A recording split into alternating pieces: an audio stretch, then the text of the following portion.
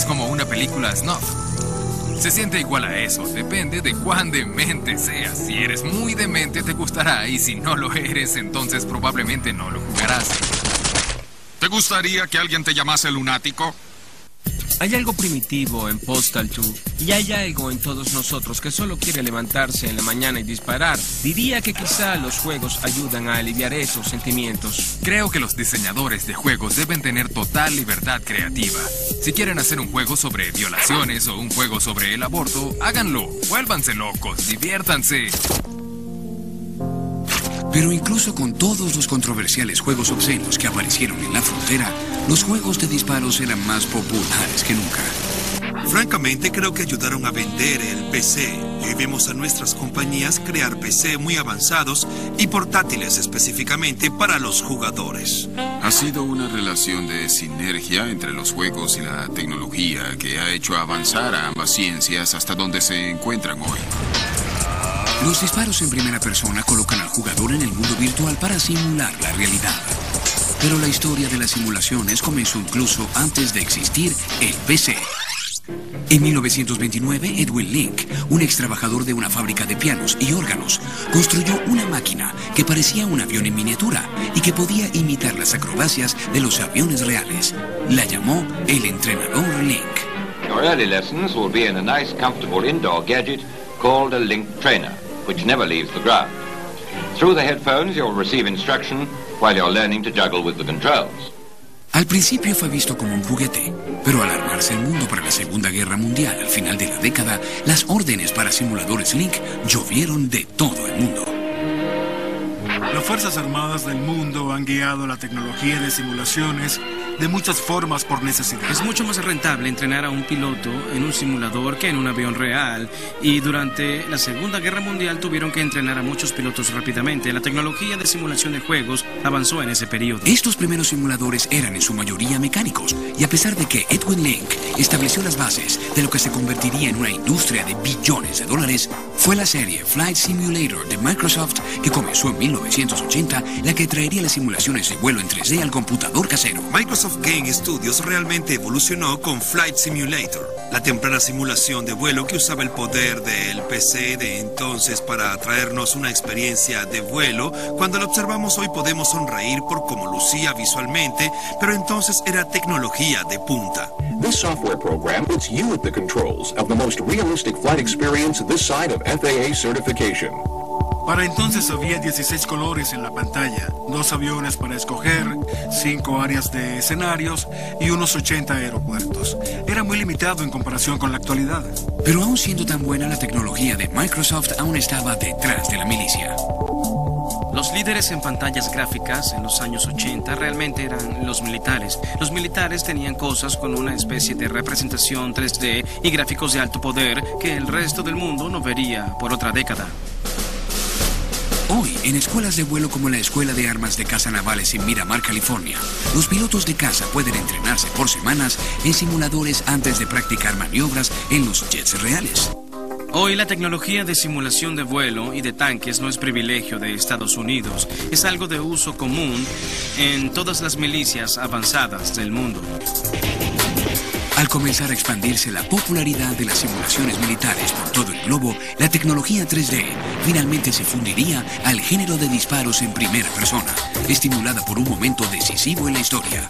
El mercado de juegos militares, en lugar de caer después del 11 de septiembre, comenzó a crecer realmente. En la siguiente década, los videojuegos continuarían probando los límites de la tecnología y el contenido.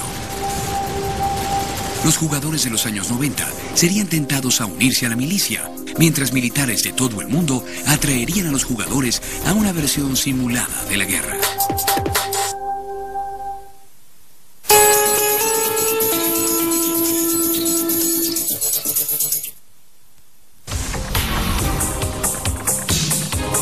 A finales del siglo XX, los juegos de disparos en primera persona habían evolucionado hasta ser el género más popular y controversial de videojuegos. Irónicamente, con todo el debate eran los militares quienes más los necesitaban. En otoño de 1999, el ejército estadounidense no estaba logrando sus metas de reclutamiento y el secretario asistente del ejército tuvo la idea de que tal vez debían considerar usar los videojuegos como medio. El gobierno de Estados Unidos otorgó $7 millones para patrocinar un juego de disparos en primera persona que llegaría a los jóvenes estadounidenses. Pero mientras la milicia se volvía a los videojuegos, un asunto mucho más preocupante apareció en el horizonte.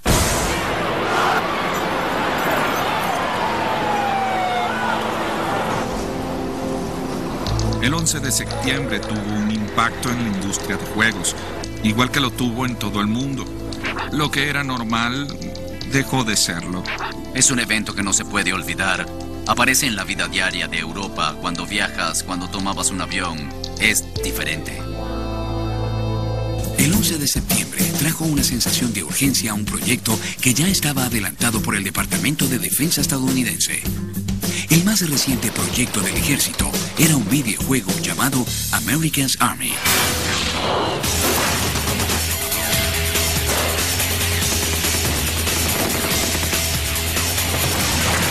Querían hacer un videojuego AAA que les daría a las personas una idea de lo que significaba estar en el ejército. Buenos días, soldado. La tarea de hoy es calificar con un rifle M16A2. Lo que hace es tomar tecnologías de punta como los motores de juegos y sobre eso coloca al ejército. El juego America's Army estuvo diseñado para ser una simulación muy fiel de la manera en que te entrenas si estás en el ejército. En un juego normal puedes hacer tonterías y dispararle a tus compañeros. Si haces eso en American Army, irás a prisión. ¡Cesa el fuego! ¡Cesa el fuego! Aunque el ejército consideró subcontratar el juego, finalmente decidieron construirlo en casa. Lo significativo sobre America's Army fue que el ejército subió a la mesa y dijo, ¿saben qué? Hagámoslo nosotros mismos y usémoslo para reclutar porque hay toda una nueva generación de chicos que han crecido con videojuegos y este es un modo de alcanzarlos. Dijeron bien, si puedes construir algo a lo que los chicos sean expuestos desde muy jóvenes, entonces considerarán una carrera en el ejército cuando tengan 18 años. Esa es la premisa de America's Army. Tras haber completado el proyecto 3 años después, el ejército enfrentó la difícil tarea de comercializar su mercancía a una subcultura tradicionalmente cínica.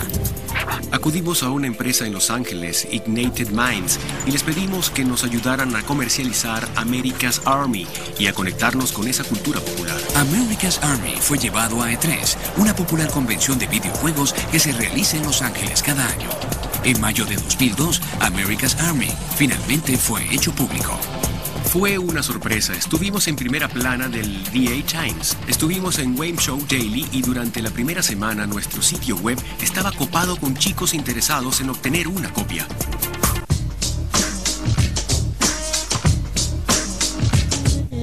America's Army fue ampliamente aceptado por sus valientes detalles. El hecho de que los chicos pudiesen descargarlo y jugar en internet de forma gratuita lo hizo aún más tentador. Cuando se dieron cuenta de que era un éxito, elevaron la calidad cada vez más. Ahora vamos a la GDC o E3 y hay una gran presencia militar allí. No se trata de juegos, sino de reclutamiento. Algunos críticos sintieron que America's Army cruzó el límite al reclutar adultos jóvenes usando un juguete. Después de todo, el mismo gobierno que atacó a la industria del videojuego solo una década antes, ahora atrae adolescentes con sus propios disparos en primera persona. Yo encuentro muy gracioso que America's Army no reciba un gran contragolpe después de los juicios de Lieberman. Y todo lo que ha ocurrido en los medios desde Doom y Columbine y todo eso sobre la violencia en los juegos de disparos. Y luego el ejército comisiona un juego